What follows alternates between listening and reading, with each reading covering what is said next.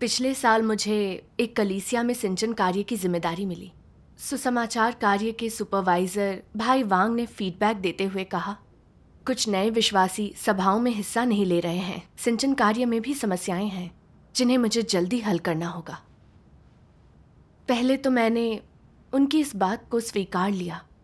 मैंने भाई बहनों के साथ समस्याओं पर चर्चा की और ज़रूरी बदलाव करने की भरसक कोशिश की। हालांकि हर महीने कुछ नए विश्वासी किन्हीं वजहों से समूह छोड़कर जा रहे थे। भाई वांग ने फिर से कहा, मैं अपने काम में जिम्मेदार नहीं हूं। मैंने सिंचन कार्य की समस्याएं हल नहीं की। मैं सोचने लगी, मैंने समस्याएं हल करने की भरसक कोशिश की, सब कुछ किया, फिर वे मुझे ही क्यों दोष दे रहे हैं? क्या वो मेरी गलती खोज रहे हैं?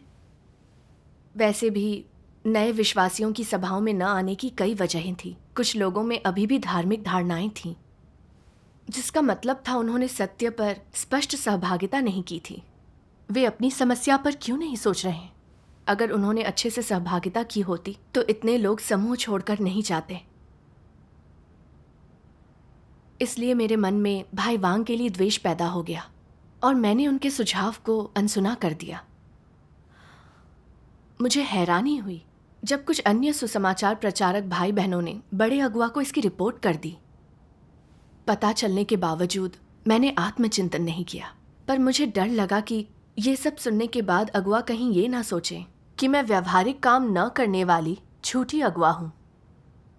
ऐसे में मुझे बर्खास्त भी किया जा सकता है, जो बेहद शर्मनाक होगा। क्या ये अगुवा के पास मेरी चुगली करना नहीं है? इस बारे में सोचने पर मुझे बहुत गुस्सा आया। बाद में जब वे कोई सुझाव देते तो लगता मानो वे बतंगड़ बना रहे हैं और मैं उन पर ध्यान नहीं देती। एक बार सभा में सिंचन कार्य के एक उपयाजक ने सुसमाचार प्रचारक भाई बहनों के बारे में साफ साफ कहा कि उन्होंने नए विश्वासियों की धार्मिक धारणाओं को दूर नहीं किया, जो कि गैर जिम्मेदारी है। अगर उनकी सहभागिता स्पष्ट होती तो नए विश्वासी सभाओं में हिस्सा लेते। मुझे भी ऐसा ही लगता था। मैंने फौरन जवाब दिया, हाँ, उनमें धारणाएं होते हुए भी सिंचन के लिए हमें सौंप दिया जाता है। फिर हम सिंचन ठीक से कैसे करें? उसके बाद सभी सिंचन कर्मी एक एक करके कुछ ना कुछ कहने लगे। क्या आपको लगा कि ये सही नहीं था? मैं परेशान हो गई। सोचने लगी कि कहीं मैं जिम्मेदारी से पल्ला झाड़ दूसरों की बुराई तो नहीं कर रही। लेकिन फिर मुझे लगा मैंने जो कहा वो सही था। मैंने इस बारे में और नहीं सोचा। फिर एक सिंचन उपयाजक के साथ काम पर चर्चा करते समय उसने एकदम से कहा कि उसे जाना होगा, क्योंकि भाई झांग के साथ कुछ चीज़ों को व्यवस्थित करना था। मैं सोचने लगी, सुसमाचार प्रचारक कहते थे कि समस्याएं हम में हैं, फिर कागजी काम में भी हमारी मदद की ज़रूरत क्यों थी? मैंने कहा, वे खुद ये काम नहीं कर सकते, आपकी मदद क्यों चाहिए? आपका अपना भी काम है। अगर वे खुद ये नहीं कर सकते तो वे नाकाबिल हैं। ये कहने के बाद मेरा दिल जोरों से धड़कने लगा। आखिर मैंने ऐसा क्यों कहा? भाई झांग दस्तावेज ठीक करने में मदद चाहते थे ताकि सभाएं असरदार हो। ये आम बात है। मैं भाई बहनों के बीच समस्याएं खड़ी कर रही थी। क्या ये परमेश्वर के घर के काम में रुकावट डालना नहीं है? मैंने फौरन सुधार करते हुए कहा, आप जाइए। मगर सब होने के बाद इस बारे में सोचकर मुझे थोड़ी घबराहट हुई। मैंने परमेश्वर से प्रार्थना की, खुद को जानने के लिए मार्गदर्शन मांगा। अगले दिन सभा में परमेश्वर के वचनों का ये अंश पढ़ा। परमेश्वर दिलों की जांच पड़ताल कैसे करता है? वो केवल अपनी आंखों से नहीं देखता है, वो तुम्हारे लिए परिवेशों की व्यवस्था करता है, अपने हाथों से तुम्हारे दिलों को छूता है। और मैं ऐसा क्यों कहता हूँ? क्योंकि जब परमेश्वर तुम्हारे लिए एक परिवेश बनाता है तो वो मानसिक दशा देखता है, और ये कि तुम विकर्षण और घृणा महसूस करते हो या प्रसन्नता और आज्ञाकारिता। वो देखता है कि तुम प्रतीक्षा करते हो या सत्य की तलाश। परमेश्वर ये देखता है कि तुम्हारा हृदय और तुम्हारे विचार कैसे परिवर्तित होते हैं और वे किस दिशा में विकसित हो रहे हैं। कभी तुम्हारी अंदरूनी दशा सकारात्मक होती है तो कभी नकारात्मक। अगर तुम सत्य स्वीकार करने में सक्षम हो तो तुम गहराई से परमेश्वर द्वारा तुम्हारे लिए व्यवस्थित किए गए लोगों, घटनाओं, चीज़ों और तमाम स्थितियों को स्वीकार करोगे और सही ढंग से उनका सामना करोगे। परमेश्वर के वचन पढ़ने और मानसिक चिंतन करने के द्वारा तुम्हारे सभी विचार, ख्याल और मनोदशा परमेश्वर के वचनों के साथ बदल जाएंगे, जो तुम्हारे लिए पूरी तरह स्पष्ट होगा और जिन पर परमेश्वर नजर रखेगा। तुमने इन चीजों को किसी को नहीं बताया है, न ही इनके बारे में प्रार्थना की है। तुमने केवल अपने दिल में, अपनी ही दुनिया में उनके बारे में सोचा था। लेकिन परमेश्वर उन्हें अच्छी तरह से जानता है और वे चीजें उसके लिए दिन के उजाले की तरह स्पष्ट होती हैं। जब तुम्हारे साथ कोई बात हो जाती है तो सत्य का अभ्यास न करना एक अपराध है। दोबारा कुछ होने पर भी तुम ये नहीं करते। अगर तुम अपने हितों, अभिमान और गर्व की रक्षा करने के लिए सत्य का त्याग कर देते हो, ये किस तरह का व्यवहार है? क्या ये बुराई करना है? अगर तुम सत्य का अभ्यास नहीं करते और तुम्हारे अपराध और भी अधिक बढ़ जाते हैं, तो तुम्हारा अंत पहले से ही तय है। ये देखा जा सकता है कि अगर तुम्हारे अपराध जोड़ दिए जाएं और उन्हें तुम्हारे चुनावों में जिनका तुम अनुसरण करते हो और तुम्हारी व्यक्तिपरक इच्छा में और साथ ही काम करते हुए तुम्हारे द्वारा ली गई दिशाओं और मार्गों में जोड़ दिया जाए, अगर इन्हें जोड़ा जाए तो तुम्हारा अंत तय करना संभव है।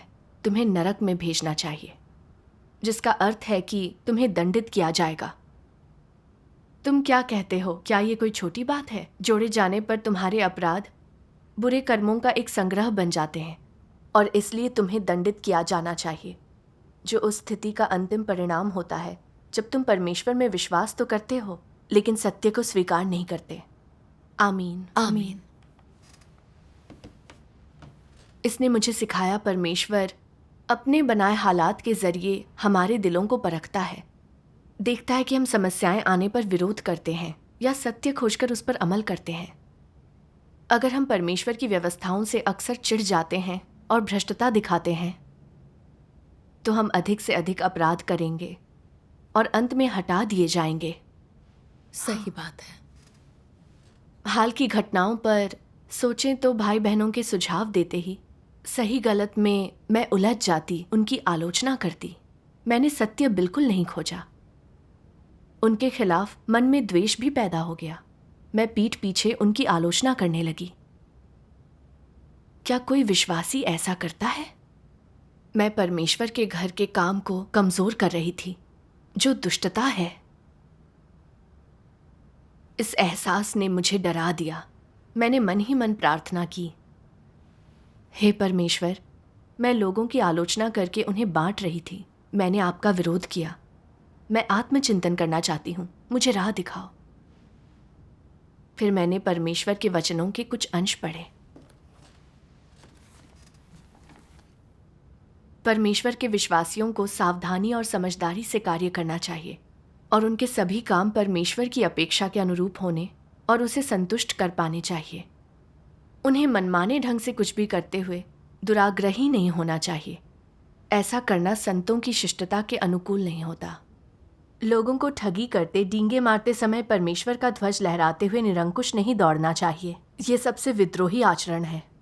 परिवारों के नियम होते हैं और राष्ट्रों के कानून। क्या परमेश्वर के घर पर यह बात और सही नहीं बैठती? क्या ये मानक और भी अधिक सख्त नहीं है? क्या यहाँ प्रशासनिक आदेश और भी ज्यादा नहीं है? लोग कुछ भी करने के लिए स्वतंत्र हैं, परंतु परमेश्वर के प्रशासनिक आदेशों को नहीं बदला जा सकता। परमेश्वर अपराध नहीं सहता। वो ऐसा परमेश्वर है जो लोगों को मृत्यु दंड देता है। क्या लोग ये सब पहले से नहीं जानते? जो लोग सत्य का अभ्यास करते हैं वे अंततः सत्य द्वारा बचाए और पूर्ण किए जाएंगे। सत्य का अभ्यास न करने वाले अंततः सत्य के कारण खुद को बर्बाद कर लेंगे। सत्य का अभ्यास करने और न करने वालों का यही परिणाम होगा। जिनका सत्य का अभ्यास करने का इरादा नहीं है, उन्हें मैं यथाशीघ्र कलीसिया छोड़ने की सलाह देता हूँ, ताकि वे और पाप न करें, अन्यथा पछताने को देर हो चुकी होगी। विशेष रूप से जो गुटबंदी करते हैं और पाखंड पैदा करते हैं, और वे स्थानीय गुंडे तो और भी जल्दी छोड़कर चले जाएं। जिनकी प्रवृत्ति दुष्ट भेड़ियों की है, ऐसे लोग बदल नहीं सकते। बेहतर होगा वे कलीसिया से तुरंत चले जाएं और फिर कभी भाई बहनों के सामान्य जीवन को परेशान न करें और परिणाम स्वरूप परमेश्वर के दंड से बचें।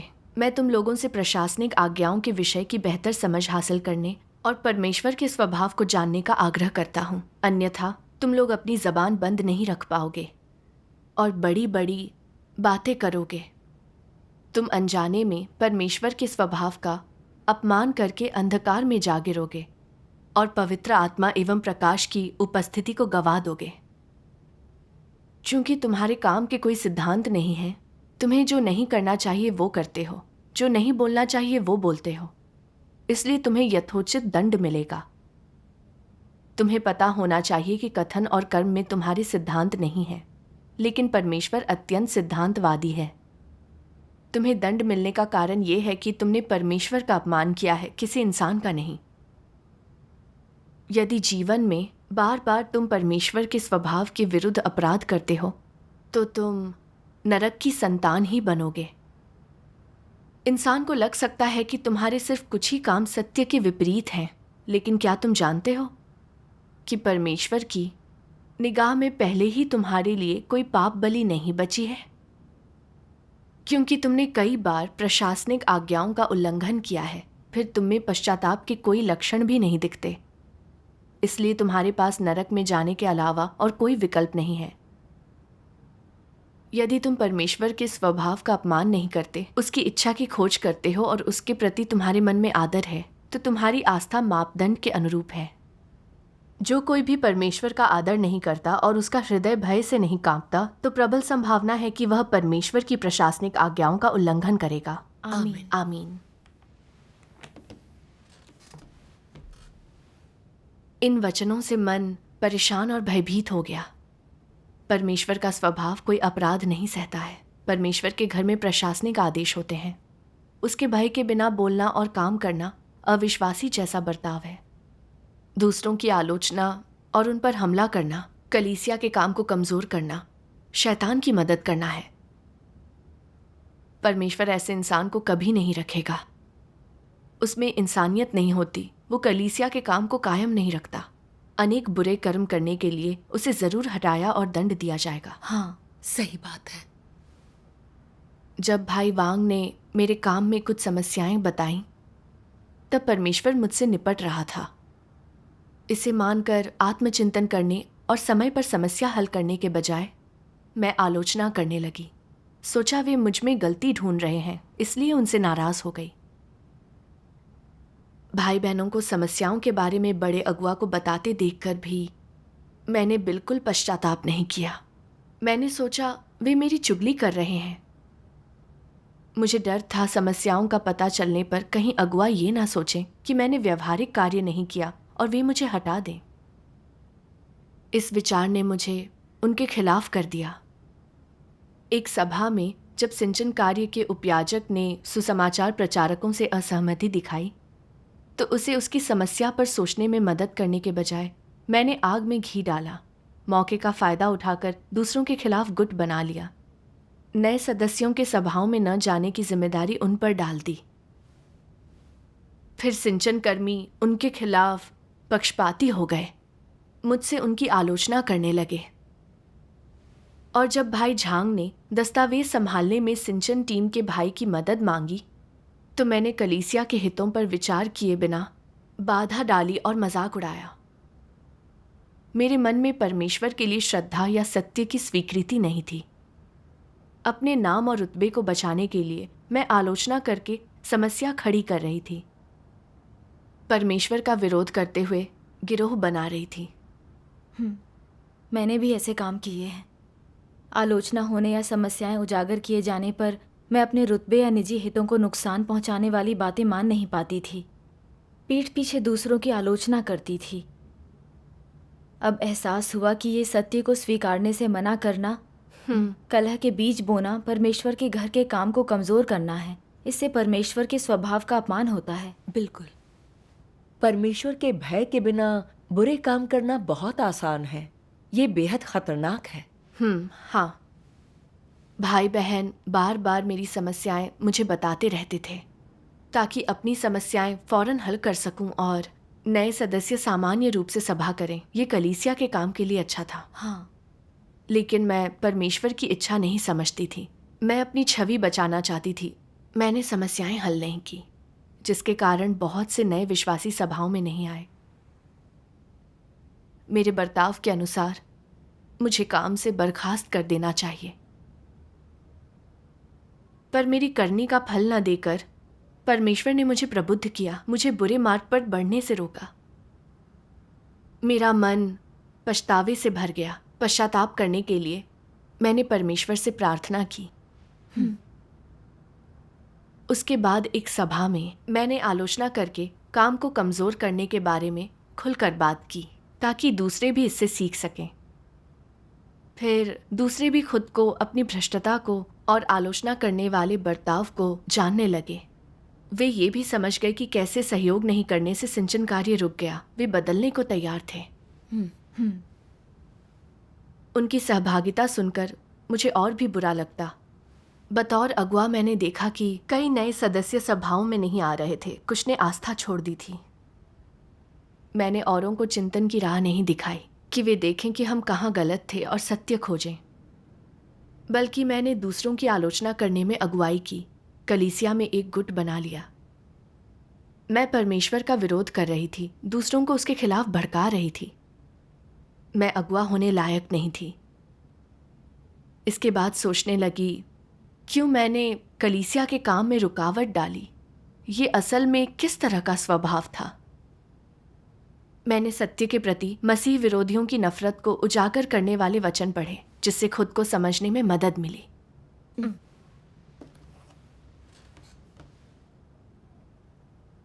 व्यवहार और काट छांट के प्रति मसीह विरोधियों का ठेठ रवैया उन्हें स्वीकार करने से इनकार करने का होता है। चाहे उन्होंने कितनी भी बुराई की हो, परमेश्वर के घर के कार्य और उसके चुने हुए लोगों के जीवन प्रवेश को कितना भी नुकसान पहुंचाया हो, उन्हें इसका पछतावा नहीं होता और न ही वे कोई एहसान मानते हैं। इस दृष्टिकोण से क्या मसीह विरोधियों में मानवता होती है? बिल्कुल नहीं। उन्होंने परमेश्वर के चुने हुए लोगों को क्षति पहुंचाई है, कलीसिया के कार्य को ऐसी क्षति पहुंचाई है।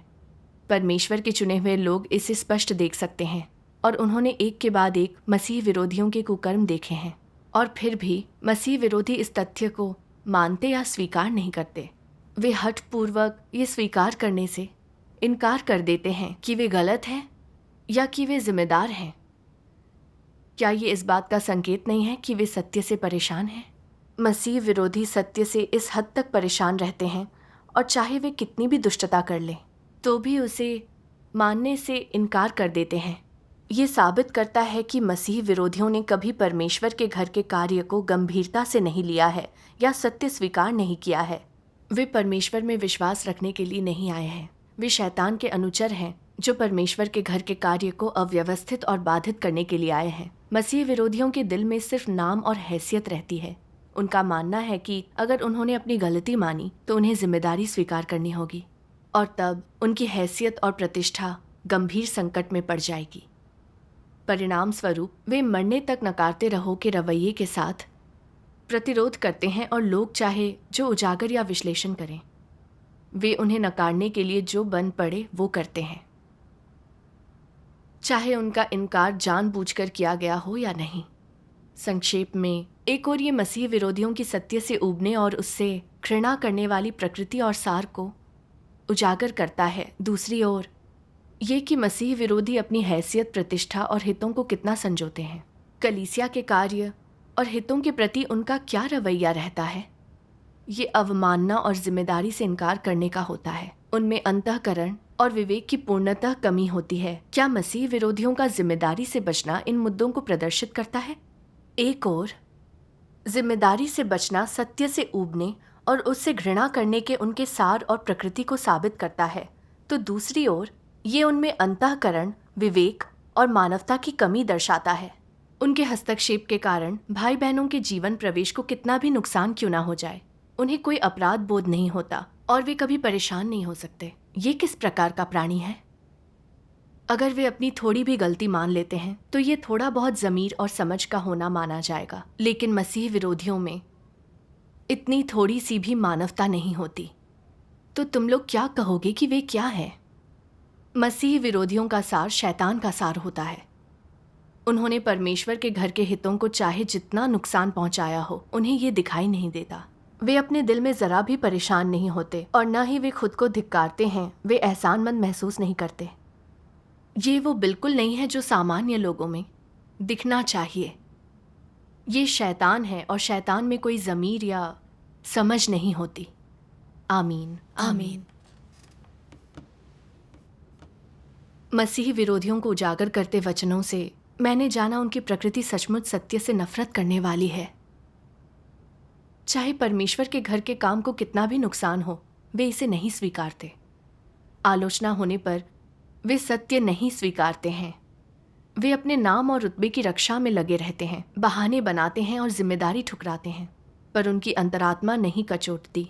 वे असल में शैतान हैं।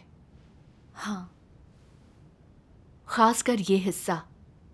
परमेश्वर के घर के हितों का कितना भी नुकसान किया हो, उन्हें दिखाई नहीं देता।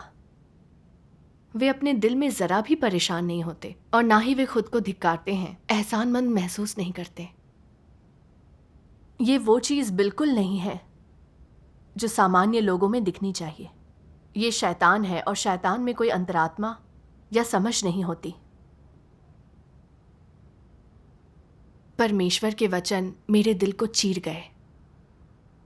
अगुवाओं को भाई बहनों की चूक को स्वीकार कर फौरन समस्याएं हल करनी चाहिए। यही परमेश्वर की अपेक्षा है। यही अगुवा की जिम्मेदारी और कर्तव्य है। बिल्कुल। हालांकि मैं सिंचन कार्य अच्छे से नहीं कर रही थी। इस बारे में बताए जाने पर भी मुझे कर्तव्य में लापरवाही करने का कोई अफसोस नहीं हुआ, बल्कि मैंने दूसरों की आलोचना की, उनकी मदद को गलती ढूंढने की कोशिश बताया। जब उनके फीडबैक से मेरे रुतबे पर असर पड़ने लगा तो मैंने पीठ पीछे उनकी निंदा की, उनके खिलाफ दूसरों को अपने पक्ष में करने के लिए गुट बनाया। मैं बेशर्मी से एक गिरोह बना रही थी, शैतान की नौकर बनकर परमेश्वर के घर के काम को बाधित कर रही थी। मैं किसी इंसान पर अपना गुस्सा नहीं दिखा रही थी, बल्कि परमेश्वर के घर के काम पर गुस्सा निकालकर दुष्टता कर रही थी। अगर किसी विवेकशील इंसान की आलोचना की जाए कि उसके नए सदस्यों का ठीक से सिंचन न करने के कारण कुछ लोग छोड़ गए, तो वो दोषी और ऋणी महसूस करेगा, समर्पण करके आत्मचिंतन करेगा। वे पहले खुद को बचाने की कोशिश कर सकते हैं, पर बाद में समर्पण कर समस्याओं पर गौर करेंगे, नए विश्वासियों का ख्याल रखेंगे। लेकिन जब मैंने अपने काम में ऐसी बड़ी समस्याएं देखी तो मैंने दूसरों की मदद ठुकरा दी, अपने काम की गलतियों पर विचार नहीं किया, खुद को बदल कर कैसे अभ्यास करना है ये नहीं खोजा। मैंने सिर्फ बहाने बनाए और जिम्मेदारी से पल्ला झाड़ा। मैंने भी जिम्मेदारी नहीं लेनी चाहिए, बल्कि खुद को बचाया। मैंने परमेश्वर के घर के हितों की नहीं, सिर्फ अपने फायदे की सोची। मुझ में इंसानियत नहीं थी। मैं पूरी तरह से एक मसीह विरोधी का स्वभाव दिखा रही थी। मुझे वाकई सत्य से नफरत थी। इसका एहसास होने पर मुझे और भी अफसोस हुआ। मुझे परमेश्वर के कुछ वचन भी याद आए। क्या मैं पढ़ सकती हूँ? जरूर, ये रहा।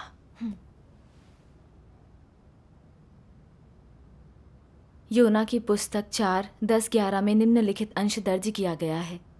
तब यहोवा ने कहा, जिस रेण के पेड़ के लिए तूने कुछ परिश्रम नहीं किया, ना उसको बढ़ाया, जो एक ही रात में हुआ और एक ही रात में नष्ट भी हुआ, उस पर तूने तरस खाई है। फिर ये बड़ा नगर नीनवे, जिसमें 1,20,000 से अधिक मनुष्य हैं, जो अपने दाहिने बाएं हाथों का भेद नहीं पहचानते, और बहुत से घरेलू पशु भी उसमें रहते हैं, क्या मैं उस पर तरस ना खाऊं? ये यहोवा परमेश्वर के वास्तविक वचन हैं, जो उसके और योना के बीच हुए वार्तालाप से दर्ज किए गए हैं। यद्यपि ये संवाद संक्षिप्त है, फिर भी ये मानव जाति के प्रति सृष्टिकर्ता की परवाह और उसे त्यागने की उसकी अनिच्छा से भरा हुआ है। ये वचन उस सच्चे रवैये और भावनाओं को व्यक्त करते हैं जो परमेश्वर अपनी सृष्टि के लिए अपने हृदय में रखता है। स्पष्ट और सटीक और मनुष्य द्वारा शायद ही सुने गए वचनों के जरिए परमेश्वर मनुष्यों के प्रति अपने सच्चे इरादे बताता है। ये संवाद नीनवे के लोगों के प्रति परमेश्वर के रवैये को दर्शाता है। किंतु ये किस प्रकार का रवैया है? परमेश्वर ने ये रवैया नीनवे के लोगों के प्रति उनके पश्चाताप से पहले और बाद में अपनाया, और वो रवैया जिससे वो मानव जाति के साथ व्यवहार करता है। परमेश्वर के इन वचनों में उसके विचार और उसका स्वभाव है।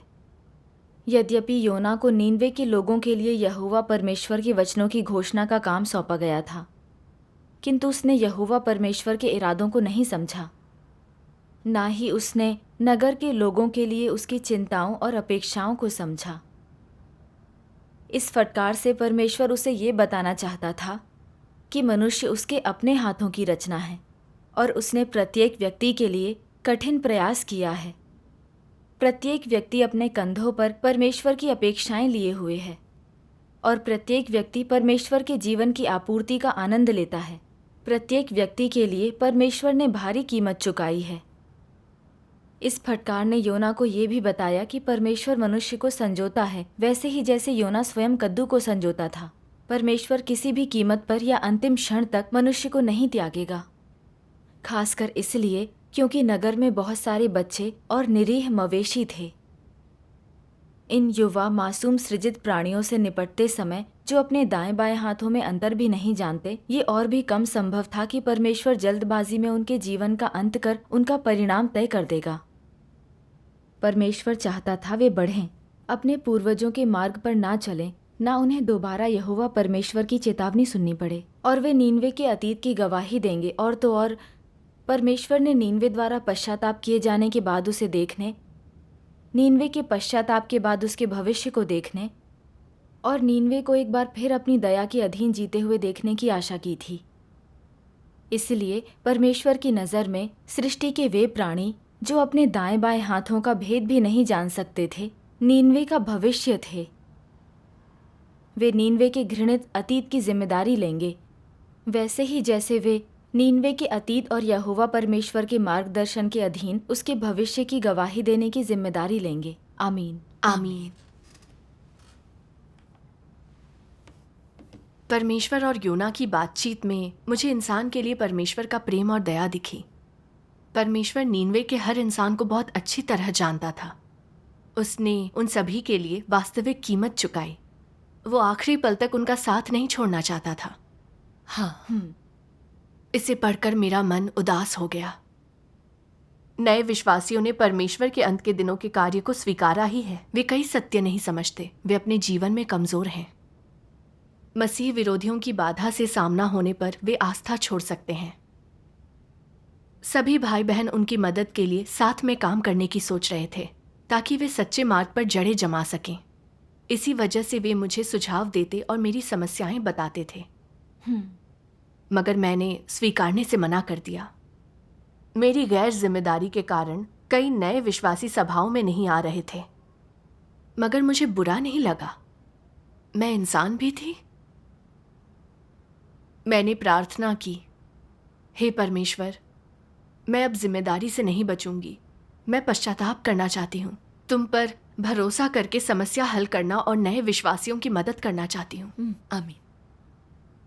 उसके बाद मैंने सिंचन कार्य की समस्याओं पर दूसरों से चर्चा की तो पता चला बहुत से नए सदस्य परमेश्वर के कार्य का सत्य नहीं जानते थे। इसलिए जब पादरी धार्मिक धारणाएं फैलाते तो वे परमेश्वर के कार्य को लेकर संदेह करते, भटकने लगते। हमने उनकी इन समस्याओं को हल करने के लिए सभाएं आयोजित की। परमेश्वर के कार्य के 3 चरणों और उसके अंत के दिनों के न्याय पर जोर दिया। कार्य करने के लिए परमेश्वर के देह धारण करने की वजह बताई। हमारी बात पूरी होने पर एक नए सदस्य ने कहा, मेरे मन में कई धारणाएं थीं, पर आपकी सहभागिता के बाद सब दूर हो गईं। मुझे उम्मीद है हम आपके साथ और सहभागिता करेंगे, क्योंकि कई अन्य सदस्य अभी भी नहीं समझते। एक वरिष्ठ भाई ने कहा, मैं परमेश्वर के कार्य को लेकर बहुत उलझन में था। सभा समूह छोड़ने के बारे में सोच रहा था, पर आपकी सहभागिता से अब मुझे सब कुछ समझ आ गया है।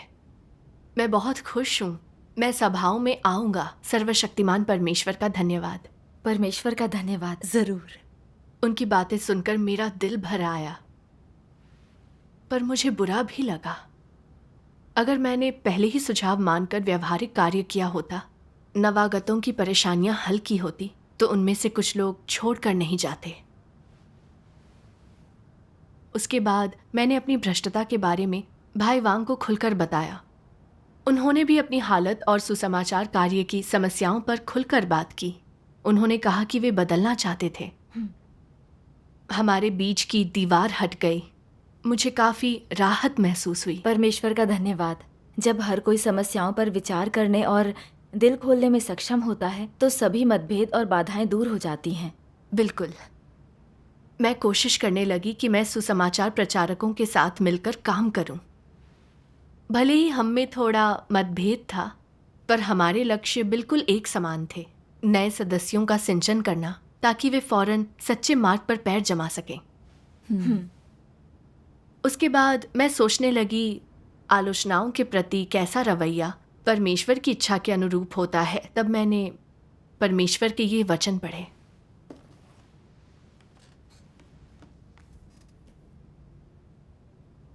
जब काट छांट करने और निपटने की बात आती है तो लोगों को कम से कम क्या पता होना चाहिए?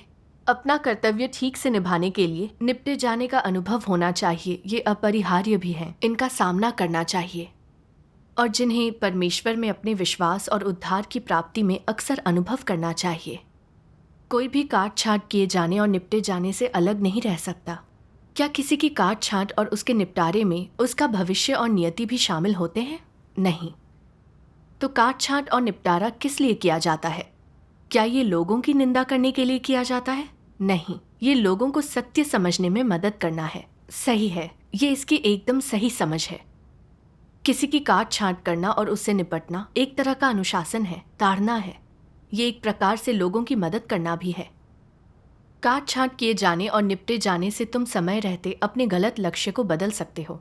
इससे तुम अपनी मौजूदा समस्याएं तुरंत पहचान सकते हो और समय रहते अपने उजागर हुए भ्रष्ट स्वभाव को पहचान सकते हो।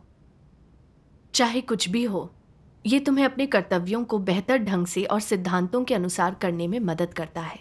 इससे तुम समय रहते उद्धार प्राप्त कर पाते हो। ये तुम्हें भटकाव से बचाते हैं और तुम्हें तबाही मचाने से रोकते हैं। आमीन। आमीन। अब मैं समझ गई कि काट छांट और निपटान परमेश्वर का अनुशासन है। ये परेशानी खड़ी करना या अत्यधिक आलोचना करना नहीं है। ये हमारी मदद के लिए है ताकि हम खुद पर विचार करें, अपनी हालत या काम की समस्याएं दूर करें और बेहतर ढंग से काम करें। ऐसे ही परमेश्वर का कार्य हमें बदलता और शुद्ध करता है। बचाए जाने के लिए इसका अनुभव करना जरूरी है। आलोचनाओं और सुझावों को स्वीकारना और ठीक से समझना चाहिए। परमेश्वर के वचन अनुसार आत्मचिंतन करना चाहिए। यही परमेश्वर की इच्छा है। बिल्कुल सही। ये मेरे लिए प्रबोधक था। मैं जान गई कि भविष्य में भाई बहनों की आलोचनाओं को कैसे देखना है। परमेश्वर का धन्यवाद। फिर एक बार भाई वांग ने बताया, कुछ नए विश्वासी सभाओं में नहीं आ रहे, न उन्हें मदद मिल रही थी। इसकी वजह वे नहीं जानते थे। वे चाहते थे मैं इसका पता लगाऊं। मैंने मन ही मन सोचा, हमने पहले ही उन्हें काफी मदद और सहयोग दिया है।